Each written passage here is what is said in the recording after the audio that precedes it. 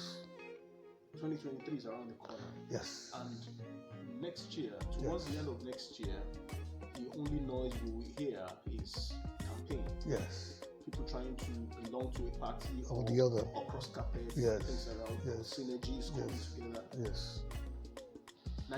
2019 yes. came in a jiffy and Yes. it's almost rounding up. Yes. The next political dispensation is about The next cycle is and it seems Nigeria has not gotten it right yet.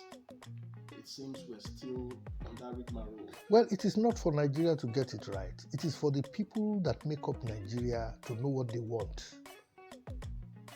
You see, we have a very short memory in this country.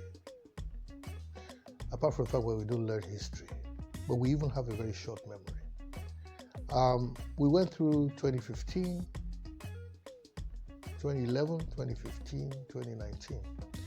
People have had an opportunity to assess the kind of governance that they have now. But I'm afraid that democracy, right, will always be misapplied and abused, where you have a mass population that is principally illiterate. So, but fortunately, between 2019 and now, people have, even those who have been illiterate, have been able to get some education by experience. The question is, has the economy worked for them? Is the system working for them? You know, what is the performance of this government compared to what they claimed they wanted to achieve? They wanted to achieve security, the economy, and there was something else they wanted to do. But I'm not sure whether they really succeeded in any of the things they set out to do. Not because they didn't have the potential to succeed, but you know, only a listening government and only an inclusive government can succeed in a country like Nigeria. Because a country like Nigeria has people with plenty of ideas, rich ideas. But this government started off very, very, very unfortunately by putting earplugs into their ears and deciding only to include people that the president himself and those around him know. Which simply means that how many people does the president know? And what kind of social experience does he have? I mean, you know, of Nigeria, of Nigerians beyond being in the military. You know, so it's a question that if you are like that and you know that you're anybody, I mean, it doesn't mean that he couldn't be president. But when you're like that and you know your limitations, you need to pull your net and bring in other people that will expand your arm, your reach, your knowledge, your ability, your capability. So unfortunately, take for example, look at the EFCC man he's been acting there for God knows how many years, 5 years. Is there nobody else that could be the chairman of EFCC that the president could have picked up and say, okay, this man, you got an issue, go solve your issues, this man, come in. And that has been the way governance has been run. So now 2003 is coming. What are the issues? 2023, sorry. What are the issues? Nigeria still has a security challenge. We still have a highly divided country. We still have an economy that is so fragile that it is only the grace of God, an informal sector that is holding this economy upright. And a lot of people who have faith. So, and I always said this, that the insecurity situation and the economy are tied to certain environmental issues, including desertification in the north, the loss of the Lake Chad, and there are a number of other things that our inability to manage natural resources and manage human resources is leading us down a slide. That is the issue. Those are the principles. Those are the things we should talk about. Now, what are the platforms to engage in politics? Number one, we believe that the Constitution itself has an issue. It's not enabling. And this is why the proponents of restructuring, of which I am, have said, look, let's reorganize this Constitution.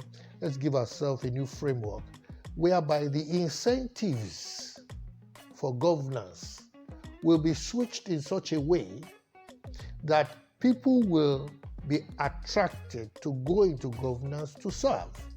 That governors will draw in people who are closer to their own people, and people within constituents will have not only the powers but the resources to be able to make a change in people's lives. Not that they don't have now, but everybody awaits money from Abuja, and then you therefore give people excuses, right?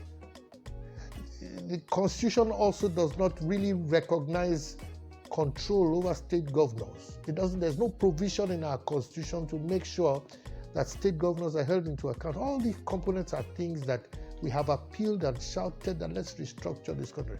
Some people are listening. So I believe that the next government should be focused. For me, the next government I would support, that is, if I myself am not running, it has to be someone who's very clear on restructuring. And I don't care where the person comes from, quite frankly, because I'm not fooled. I'm old enough in this country not to be fooled by the president must come from here, the president must come from there.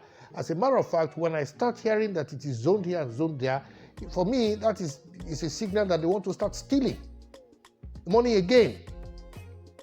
So the issue is that what do we want? We want an enabling environment to give us good governance.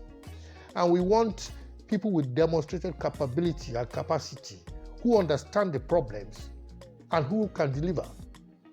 Unfortunately, the two fossilated parties, the APC and PDP, right, have conducted themselves in a way that they never learn and they are not listening. So alternative parties are going to come out. Alternative parties are going to emerge. The Nigerian Consultative Forum is an emerging one. There are other political, I wouldn't call it a party as at now. It is just a National Consultative Forum, or for alternative thinkers and leaders of thought who support restructuring. The second platform that I'm aware of is another federalist platform that supports restructuring. There are several Nigerians who are separatists now because they believe that